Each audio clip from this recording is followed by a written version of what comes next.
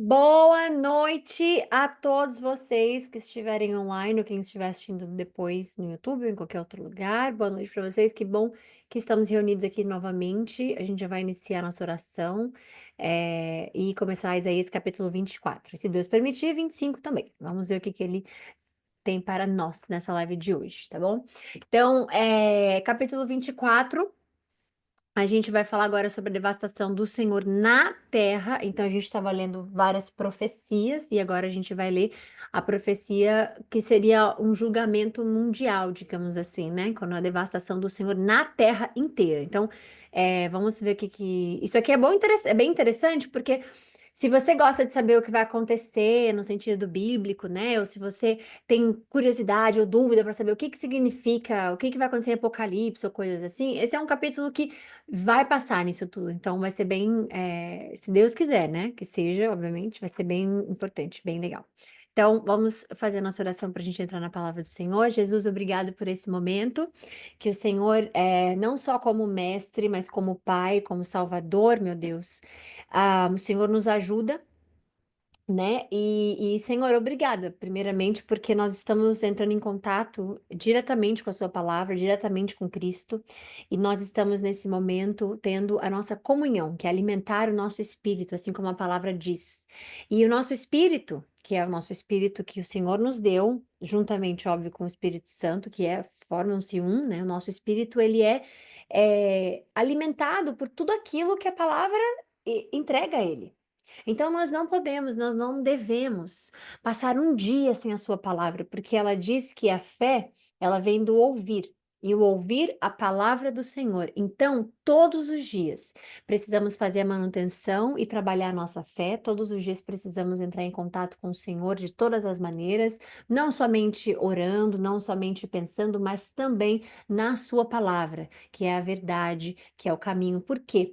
Porque nós, Senhor, nós sabemos que o Senhor aplica tudo aquilo que o Senhor deixou escrito para nós em cada um da nossa, na vida de cada um de nós. Então nós precisamos entender que o Senhor nunca mudou. O Senhor nunca mudou do que nós lemos no passado, que nós lemos hoje, que nós vamos ler amanhã. O Senhor é o mesmo. Então, é o mesmo Deus, é o mesmo Pai, é o mesmo que protege, é o mesmo que cura, é o mesmo que busca, é o mesmo que acha, é o mesmo. Então, quanto mais nós estivermos em comunhão com o Senhor, quanto mais nós entendemos do Senhor, quanto mais nós aprendemos com o Senhor, mais poderemos aplicar na nossa vida pessoal para que nós sejamos reflexo daquilo que o Senhor é, daquilo que o Senhor quer para nós, daquilo que o Senhor espera de nós. E o nosso dever aqui, Senhor, como uma missão comum entre cada um dos escolhidos, é espalhar a sua palavra. Então, se nós não temos o domínio dela, nós somos enganados. Se nós não temos o domínio do que está escrito, qualquer pessoa pode nos enganar, com qualquer narrativa, com qualquer explicação, com qualquer domínio que eles tenham da palavra, e nós não queremos isso, nós não queremos falsos profetas na nossa vida, nós não queremos falsos profetas guiando a nossa vida, orientando as nossas atitudes, nós queremos, Pai, a Sua única e verdadeira palavra nos nossos corações. E assim somente conseguimos fazer se estivermos com o Senhor na Sua palavra em comunhão. Então, nesse momento que todos nós paramos de fazer o que estivéssemos fazendo, todos nós dando atenção para esse momento tão sagrado que é entrar em comunhão com o Senhor, é como se nós estivéssemos, por exemplo, fazendo qualquer coisa durante o dia e o Senhor aparece. Com toda certeza, todos nós estaríamos olhando para o Senhor atentamente. Imagina o Senhor passar na nossa frente, imagina o Senhor estar conosco. Todos nós levaríamos nosso olhar ao Senhor fixamente. Então é isso que acontece e deve acontecer quando estamos estudando a palavra, porque além de graciosa, além de perfeita, ela é santa. Então que a sua palavra, que abrir a Bíblia Sagrada nunca seja somente abrir um livro de uma forma de uma forma abrupta ou de uma forma desrespeitosa, mas sim que a gente entenda que estamos adentrando naquilo que o Senhor é, adentrando naquilo que o Senhor deixou para nós. Então, Obrigado por esse momento. Eu oro também para que todos nós sejamos protegidos debaixo das suas asas contra todos os espíritos malignos, contra todos o exército maligno que trabalha para ele, todas as energias negativas que enviam na nossa vida, ou pessoas que enganam, nos enganam, né? Amizades ou pessoas muito próximas a nós, que o Espírito Santo possa abrir os nossos olhos espirituais para que a gente possa ver, Pai, aquelas pessoas que são necessárias cortarmos da nossa vida, aquelas pessoas que nos levam para baixo, aquelas pessoas que tiram nossa fé, aquelas pessoas que fazem a gente desistir do que é impossível para aqueles que não têm o Senhor, que é entrar nos seus caminhos, que é seguir ao Senhor. Então, que os nossos ouvidos espirituais estejam refinados para ouvir a Sua voz e para que o Espírito Santo nos demonstre, nos diga, sussurre nos nossos ouvidos aquilo que tem que ser tirado da nossa vida, os caminhos que não devem ser percorridos por nós. E a gente agradece, Pai, porque temos um Pai que nos guia, nós temos um advogado, nós temos Cristo sendo nosso Salvador, nós temos Cristo sendo nossa redenção, e nós pedimos para que aprendamos com a Sua palavra tudo aquilo que é necessário para uma vida mais santa, que a gente esteja mais próximo de Ti e mais distante de nós mesmos, que a gente busque aquilo que edifica a nossa vida, aquilo que agrega valor na vida do próximo, na qual o Senhor vai colocar a gente na frente, que a gente faça diferença como seus servos, Pai. Para a honra e a glória do Senhor, essa live é consagrada a Ti, que o Senhor me use como canal. Põe as palavras corretas nos meus lábios, para que todos nós possamos aprender com aquilo que o Senhor escreveu, que o Espírito Santo nos revele aquilo que Ele mesmo escreveu. Para a honra do Senhor, essa live é sua, Cristo. Amém. Vamos lá. Então, capítulo 24, a devastação do Senhor na terra. Então, não tem. A gente estava falando de descendência, a gente estava falando, né? Então, a gente aplica aqui também. Mas qual que é a localização atual do que a gente vai ler hoje? Tudo. O mundo inteiro. E o qual seria a descendência? Todas, porque ela está se aplicando a todas as nações e povos descendentes de Noé, que é o início de tudo que está lá em Gênesis 10. Então, tudo, absolutamente todos, absolutamente incluindo absolutamente todos, ok? Então, essa seria a localização atual e a descendência de tudo que ele está dizendo. Então, vejam, o Senhor vai arrasar a terra e devastá-la. Isso aqui, gente, é o que a gente vai iniciar nessa profecia de hoje. É, é uma coisa que vocês provavelmente já ouviram falar o nome, mas se vocês não ouviram falar o nome, a gente vai falar aqui agora, não tem problema, obviamente, né? É escatologia, ok? Então, por que que é escatologia? O Senhor vai arrasar a terra e devastá-la. Então, o que que significa? É, é o estudo das últimas coisas que vai acontecer, que vão acontecer, né? O destino da humanidade inteira. Isso é escatologia. Então, muitas pessoas, elas não gostam de estudar escatologia. Por quê? Porque ela é focada no fim. São as últimas coisas, né? E, obviamente, o destino do que vai acontecer com tudo, o que é o depois. Então, escatologia se chama isso. A apostasia, que é uma outra palavra que às vezes algumas pessoas confundem, é quando a fé se acaba, é quando você desiste da fé, quando você desiste de andar com Deus, por exemplo. Aí acontece uma apostasia na sua fé. Então, aqui, quando a gente começa, o Senhor vai arrasar a terra e devastá-la, a gente está falando da parte escatológica agora, que é a parte final, porque isso não aconteceu. Então, nesse momento a gente vai entrar um pouco em Apocalipse também, né? Que foi o que eu falei no iniciozinho da live, antes da nossa oração. Tá? Então ele tá dizendo, o Senhor vai arrasar. Então isso aqui já é uma promessa que vai acontecer. Portanto, é muito necessário que a gente aprenda a controlar em Cristo os nossos medos e ansiedade e tudo aquilo que a gente vê acontecendo com o mundo, porque tudo isso está sendo palco. É um grande evento que vai acontecer e tudo isso está sendo preparado para o grande dia. Então, quando a gente vê as coisas acontecendo, a gente precisa entender que se Deus estender os dias da Terra para mais um dia, um ano, uma década, não importa, um milênio que seja, não importa, mas nós sabemos que tudo que está acontecendo faz parte do plano de Deus para que a gente chegue ao final. Então, há um destino final? Sim.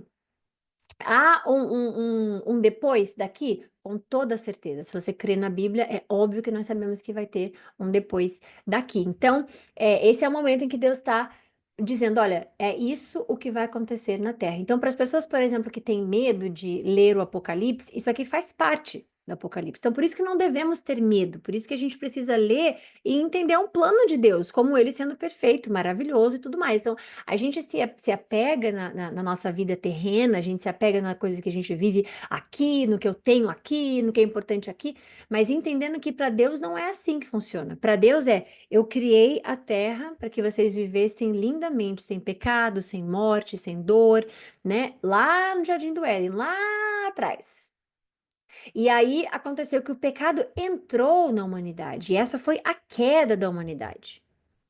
Ué, mas Deus não sabia de tudo isso, tá? Sim, Deus sabe absolutamente de tudo. Então, quando Deus viu que ele já tinha um plano lindo e perfeito, mas quando ele viu que a como é que eu posso explicar o livre-arbítrio, mas entendendo que cristão, eu continuo dizendo sempre para vocês que, biblicamente falando, não se vê um cristão com livre-arbítrio porque você divide com o Espírito Santo. Então é uma coisa assim, o que que é para um cristão livre-arbítrio? Você vai contra o Espírito Santo só para escolher o que você quer para você? Então é um pouco debatível, digamos assim, ok? Mas enfim, quando Deus viu que Adão e Eva tinha a opção de escolher, como todos nós temos, ele já agiu ali também e já criou um plano de redenção, que é o que obviamente conhecemos como Cristo, e desde o início ele já estava. Você vê que desde Gênesis 1, Jesus já está lá com ele. Então, nesse momento, ele vai arruinar a sua superfície e espalhará os seus habitantes. Será o mesmo para o sacerdote e para o povo, para o Senhor e o seu servo. O Senhor aqui não é Deus, é com S minúsculo. Então, é assim, o Senhor, aquele que tem servo, né? Por isso que ele está dizendo. E isso vai acontecer para todo mundo. Por isso que ele está escrevendo. Será o mesmo.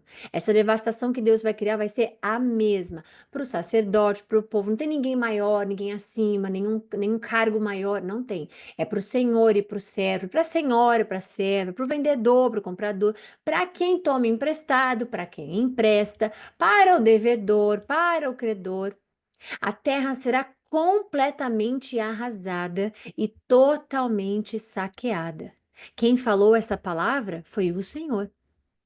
A terra seca-se ou enluta-se e murcha. O mundo definha e murcha. Definham os nobres da terra.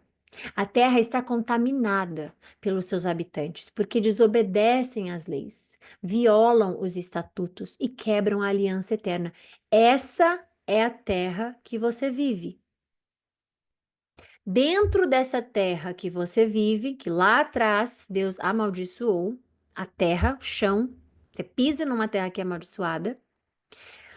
E quando você entende que você não é do mundo, faz sentido você ler o Novo Testamento quando Cristo fala que você não é do mundo, mas você está no mundo. Então, não tem como você fugir, porque você está numa terra que ela é contaminada pelo pecado, ela é contaminada pela desobediência, ela é contaminada pela violar os estatutos, os que violam os estatutos. Ela é uma terra que tem a maldição por ter tido a aliança com Deus quebrada. Então não adianta a gente imaginar que não vai dar tudo certo, terá uma paz imensa, sim, mas quando a gente chegar no momento certo, que é o reino de Deus. Porque enquanto a gente vive nessa terra, não esperem viver nos melhores dos melhores mundos, sem dor, sem pecado, ou sem sofrimento, ou sem... não existe isso. Mas o tempo para que volte a existir vai acontecer, porque Deus vai restaurar a terra, e isso é o que diz a palavra do Senhor. Então, nesse momento, você está nessa terra. Então não se engane, não se engane com pessoas dizendo sobre a sua abundância na vida. Deus vai te dar a melhor vida, Deus vai te dar a melhor coisa, porque Deus não está focado nisso. Quando você estiver servindo o propósito de salvar almas junto com Deus, porque você não salva ninguém, quando você estiver no mesmo propósito que ele, é diferente ele abençoar a sua vida. Aí é diferente. E isso a gente aprendeu em Eclesiastes, que você trabalha porque trabalha é um presente de Deus para a vida das pessoas, E você aproveitar os frutos do seu trabalho é uma bênção de Deus. Então a gente entende que é óbvio que Deus pode abençoar. É óbvio que, mas isso faz parte de um relacionamento com ele, não uma promessa que todos vão ter. Por isso que existe, que se você vê muita coisa acontecendo no mundo e você se pergunta por que a pessoa X tem, ou por que você. Muitas das vezes, já teve uma pessoa que me perguntou especificamente, quando eu fazia live muito lá atrás, no Instagram, sobre ter pessoas pobres no mundo e cristãs, né? E Cristo fala sobre isso. Pobre haverão sempre no mundo, mas eu não estarei aqui. Por quê? Porque ele está dizendo que ele ia embora, ele físico, mas os pobres haverão na terra. A gente vai ler isso no Novo Testamento. Então, o que que acontece? Se não houvesse, você não teria um propósito. Agora, pergunte para uma pessoa que passa por uma situação vulnerável financeira ou na vida dela, se ela for cristã, no caso, se ela é feliz por ter Cristo. Então, para algumas pessoas, a felicidade ela é atrelada à abundância. É por isso que tantas pessoas só querem ouvir isso. Agora, para você, entendendo que a palavra diz que a minha graça é o suficiente, você entende que todo o restante, seja muito dinheiro, muito sucesso, muito isso, é para servir a Deus, porque Ele te deu de presente. Porque a terra em que você está habitando agora, ela é contaminada, ela é amaldiçoada. Lá atrás, ela foi. Então, a nossa vida ela é espiritual, com um propósito geral de todos os cristãos de servir a Deus. Dentre desses propósitos de servir a Deus, Deus vai escolher e vai, se você junto com eles, onde você vai estar, qual trabalho que você vai estar, como servir a Deus onde quer que você esteja. Você não precisa servir a Deus com 1 milhão de pessoas se você servir a Deus para uma pessoa. Porque a palavra diz que quando uma pessoa é salva, os céus estão em festa. Então você se preocupa nesse propósito comum, tá? Que todos nós temos, que é servir a Deus. Agora, espalhar a palavra de Deus. Agora, dentre a vida que Ele escolheu para você, a família que Ele escolheu te colocar, o ambiente que você está, aí sim Ele te abençoa de diversas formas, mas não é o foco de Deus prometer para ninguém. Então ele continua: por isso a maldição consome a terra, e o seu povo é culpado. Por isso os habitantes. Por isso o quê, Thay? Por isso que ele escreveu aqui em cima. O vendedor. Peraí, desculpa. Aqui em cima, calma, calma, calma. Também você quer falar? A terra contaminada. Posso resolver aqui. Por quê? Porque desobedecem às leis, violam os estatutos, quebram a aliança do Senhor. Por isso, a maldição consome a terra. É por isso que os seus habitantes da terra são consumidos pelo fogo, a ponto de sobrarem pouquíssimos. O vinho novo acaba, ou o vinho novo está de luto, e a videira murcha. Todos os que se divertiam gemem. Mas por quê? Porque o foco foi se divertir. Mas então significa que a gente não pode se divertir, Thay? Não, porque a palavra diz em Eclesiastes que nós devemos colher os frutos do nosso trabalho, viver a vida e aprender a viver a vida. Agora, isso não é bandeira para que a gente esteja fazendo o errado. Se divertir de forma errada, com pessoas erradas, indo contra os princípios de Deus. Aí você vê, ué, mas como é que eu vou me divertir sem ir para lugar XYZ, ou sem fazer XYZ? Volte lá atrás e veja como Davi se alegrava, ou os reis ah, quando ganhavam as guerras, tirando da parte do Davi que ele peca, obviamente, né? Como é que eles se alegravam? Eles cantavam, eles louvavam ao Senhor, eles dançavam ao Senhor. Então, existem várias formas de se divertir, levando Deus junto com você, até porque o Espírito Santo que habita em você vai onde você for. Aqui, ó, pronto, ó. O som festivo dos tamborins foi silenciado. É assim que eles se divertiam. O barulho dos que se alegram cessou. Eles gritavam de alegria. A harpa cheia de júbilo está muda. Já não bebem vinho entoando canções. A bebida fermentada é amarga para os que bebem. A cidade está desolada em ruínas. A entrada de cada casa está fechada. Nas ruas clamam por vinho. Toda a alegria chegou ao fim. Toda a celebração foi eliminada da terra. A cidade foi deixada em ruínas e a sua porta feita em pedaços. Assim será na terra, entre as nações, como quando se sacode uma oliveira ou se busca um resto das uvas após a colheita. Erguem as suas vozes, cantam de alegria. Desde o ocidente aclamam a majestade do Senhor. Deem glória, pois o Senhor no Oriente, exaltem ao Senhor no Oriente, exaltem o nome do Senhor, o Deus de Israel, nas ilhas do mar. Desde os confins da terra ouvimos cantar glória seja dada ao justo com J maiúscula. Mas eu disse, que desgraça minha, que desgraça a minha, ai de mim. Os traidores traem, os traidores agem traiçoeiramente. Terror, ciladas e laço os aguardam, ó habitantes da terra. Quem fugir ao grito de terror cairá na cilada. Quem sair da cilada será pego no laço. Então, aqui é aquele famoso ditado popular: se ficar, o bicho pega, se correr, o bicho come. Acho que é isso, né? Ou se ficar, o bicho come, se correr, o bicho pega, algo assim. É isso aqui, não tem para onde fugir. Quando chegar o momento da terra, quando chegar o momento do momento de Deus, do Senhor mesmo, que é o momento em que ele vai arrasar com toda a terra, não adianta ir para lugar algum. Nenhum. De momento algum, não há para onde fugir. Aí você deve estar se perguntando, mas tá aí a gente, e os cristãos? E como é que faz? Calma, eu vou chegar lá. Abertas estão as comportas dos céus, tremem os alicerces da terra. A terra se despedaça, a terra se rompe em destroços. Que é interessante a gente ver aqui, ó, a terra é violentamente abalada. Isso aqui que a gente está falando que ela treme os alicerces, são terremotos. Então, serão destruídas com terremotos, serão destruídas, tudo esse abalo global que vai acontecer. A gente vai ler isso lá em Apocalipse, né? Então, possivelmente essa parte está conectada a tudo com Apocalipse que a gente vai ler em relação sobre isso, tá? A terra cambaleia como um bêbado, balança como uma cabana no vento. Tão pesada sobre ela é a culpa da sua rebelião, que ela cai para nunca mais se levantar. Naquele dia, nesse dia que a gente está falando, o Senhor, olha que interessante, tá? Naquele dia, o Senhor castigará os exércitos nos altos céus e os reis embaixo da terra.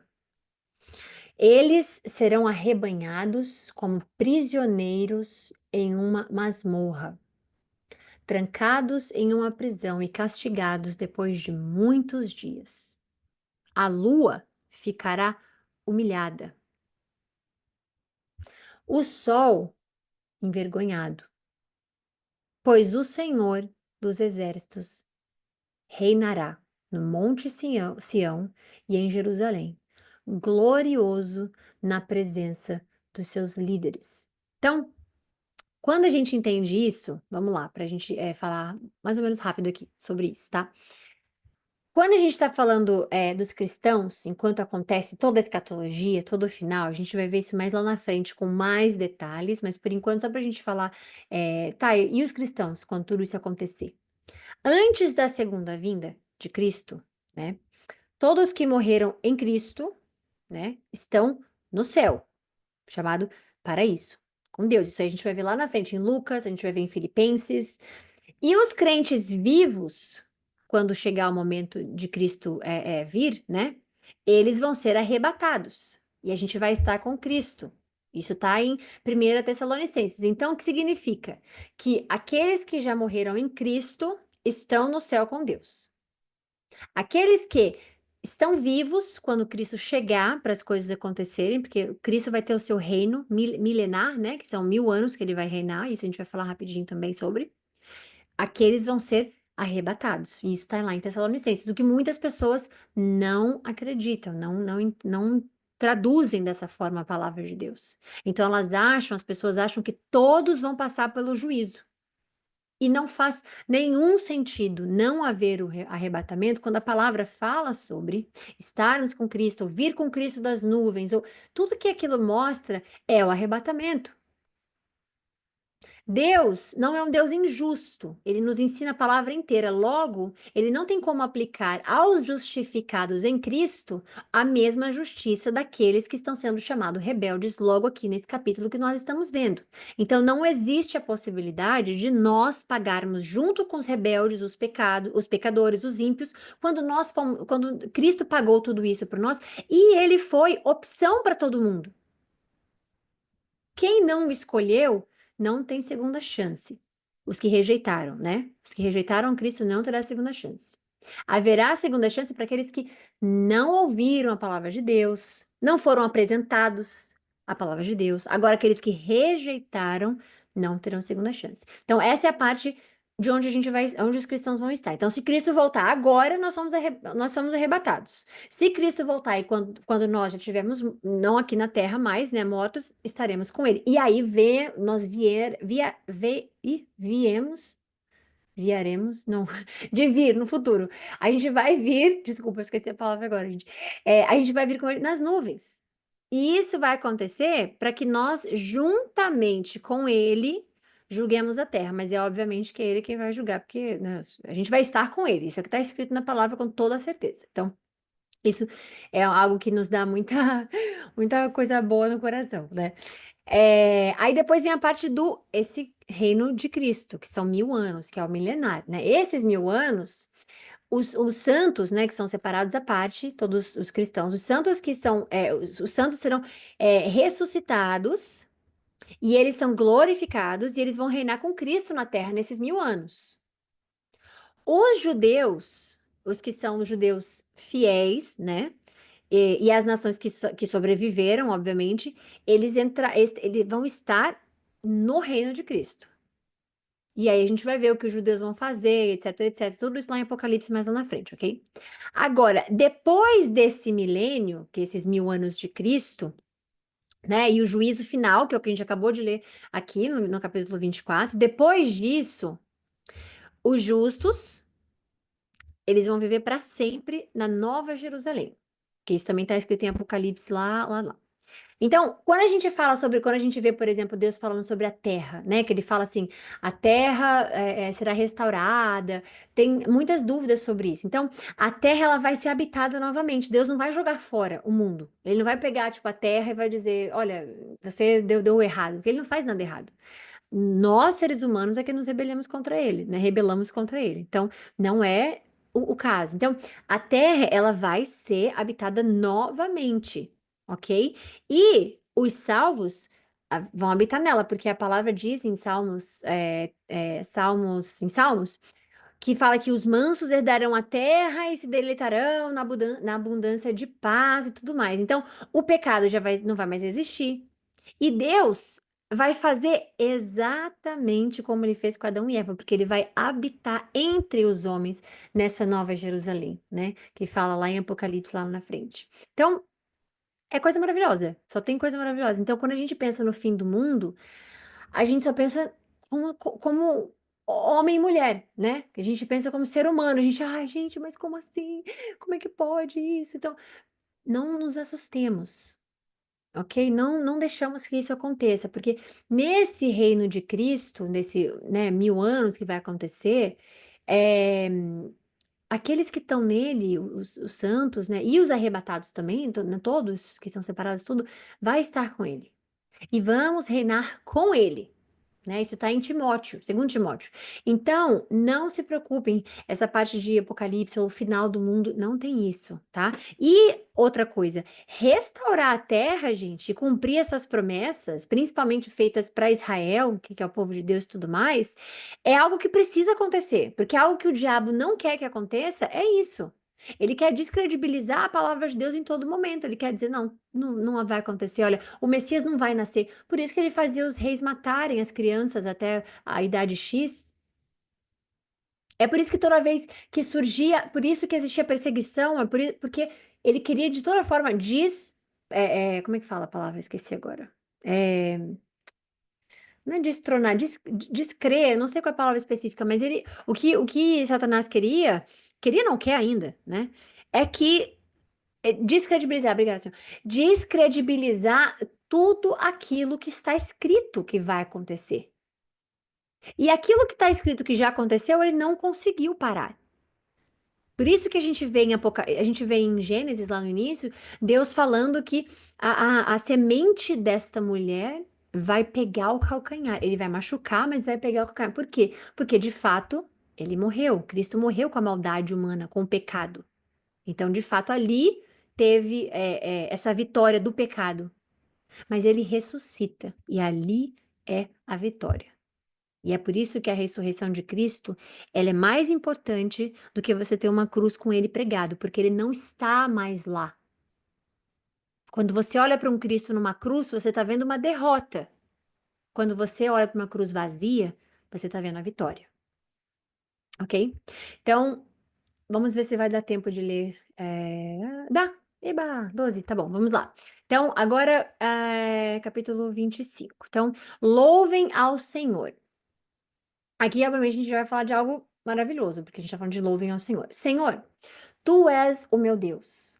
Eu te exaltarei e louvarei o teu nome, pois com grande perfeição tens feito maravilhas, coisas há muito planejadas, com fidelidade e firmeza.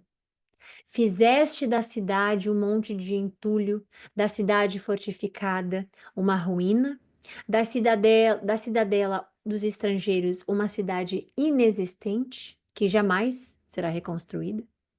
Por isso, um povo forte te honrará. A cidade das nações cruéis te temerá.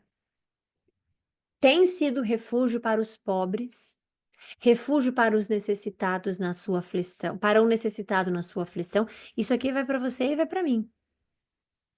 Tem sido refúgio para os pobres, tem sido refúgio para o necessitado na nossa aflição, abrigo contra a tempestade e sombra contra o calor. Isso aqui revela mais algo de Cristo, mais uma parte do caráter dele, mais uma parte do que Deus significa e representa.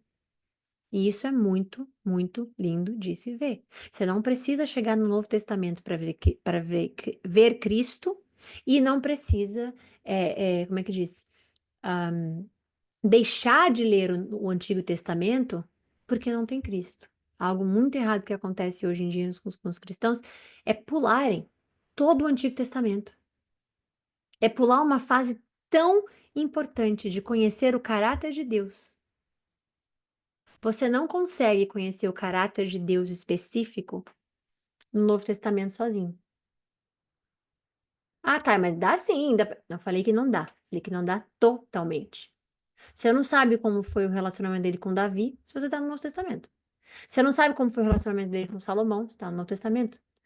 Você sabe a parte essencial, que ele é fiel, que ele amou a todos nós tanto que enviou seu filho, que ele é completamente misericordioso, que ele perdoa os pecados. Você sabe dessas partes, que é maravilhoso.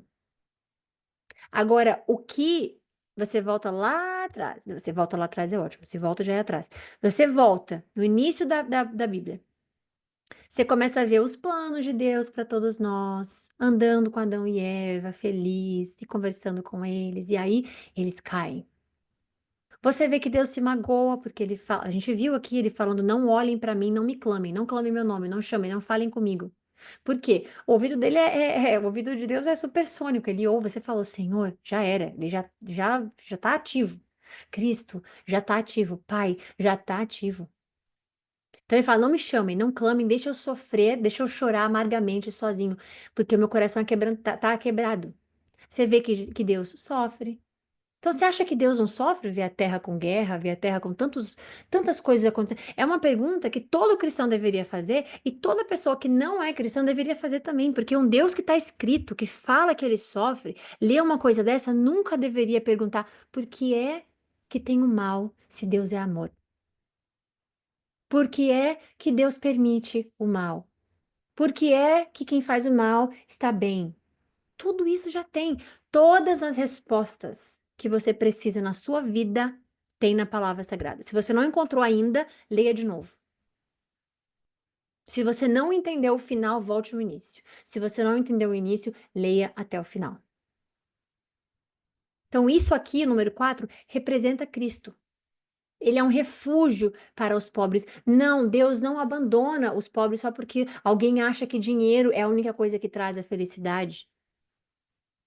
Ah, mas e as pessoas que têm contas, tá? Todos têm contas para pagar, de todas as classes sociais. Como você organiza, como a saúde financeira, como o trabalho, como é diferente, cada um tem a sua vida, cada um tem o seu propósito, cada um tem a sua história, e não tá para comparação, porque o que Deus fez para você somente. Por isso que a inveja é o mal. Tudo que Satanás é invejoso de Deus. Tudo que ele quer é o mesmo poder, é ter filhos. Tantas coisas que você vê que é filho, só pode ser filho. Por quê? Para você ter filhos tem que ter um relacionamento. Essas pessoas servem aqui, a ele, muitas na terra.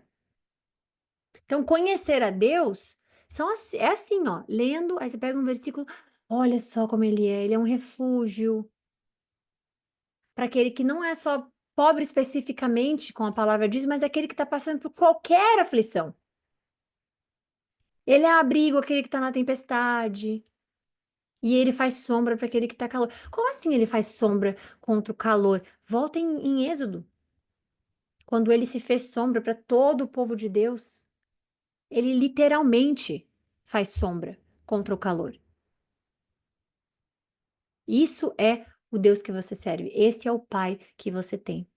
Então, colocar qualquer outra coisa à frente dele, mesmo inconsciente, como a gente falou ontem, é acordar e entregar absolutamente todo o seu dia. Não é, Senhor, obrigado por eu ter acordado e sair. Não, Senhor, me abençoa onde quer que eu vá hoje, que os meus pés carreguem a tua luz, a tua misericórdia, o teu amor.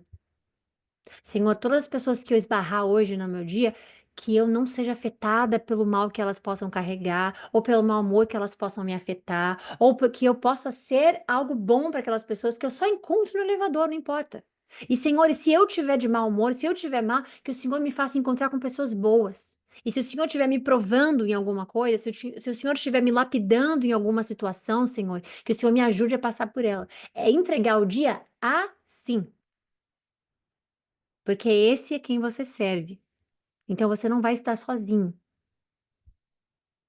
Mas não adianta só imaginar. Ah, ele vai estar comigo, tá tudo certo. Não. Relacionamento não é assim.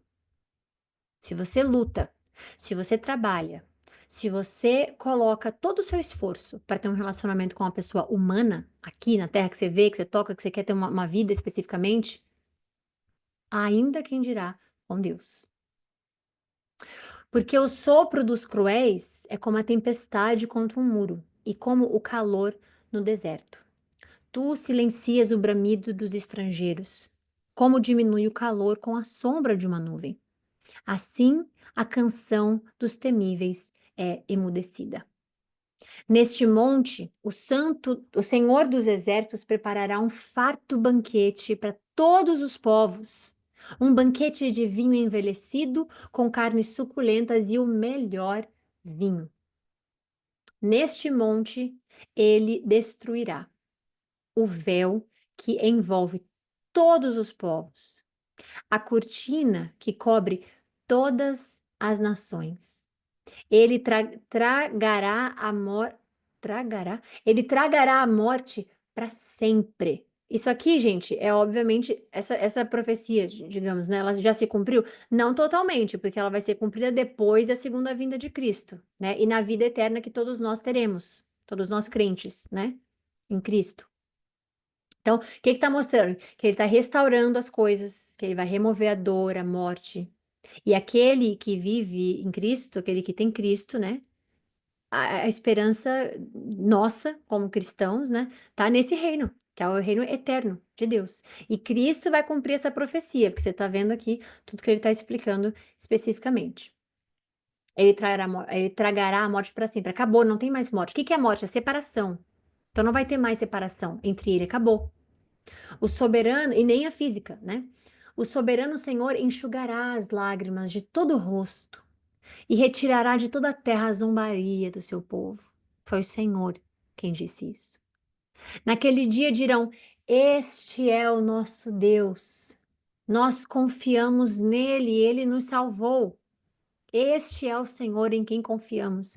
Exultemos e alegremo-nos, pois ele nos salvou. Pois a mão do Senhor repousará sobre este monte, mas Moabe será pisoteado no seu próprio lugar, como a palha é pisoteada na esterqueira. Ali Moabe estenderá as mãos, como faz o nadador para nadar, mas o seu orgulho será abatido, apesar das habilidades das suas mãos. Serão abatidas as partes altas das suas fortalezas e derrubadas. Serão lançadas ao pó da terra. Bom, finalizamos hoje, para a honra e glória do Senhor Jesus Cristo, lemos 24 e 25. Amanhã a gente continua. Amanhã, peraí, quinta? É verdade, amanhã é sexta. Então, amanhã a gente continua, se Deus quiser, para a honra do Senhor Jesus Cristo, 26 e 27. E a gente está vendo aqui o livramento de Israel e cântico da vitória. Vamos ver o que que vai acontecer amanhã, tá bom? Então, um beijo, fiquem com Deus. Até amanhã, se Deus quiser. Bom restinho de noite para todo mundo e bom descanso. Até amanhã.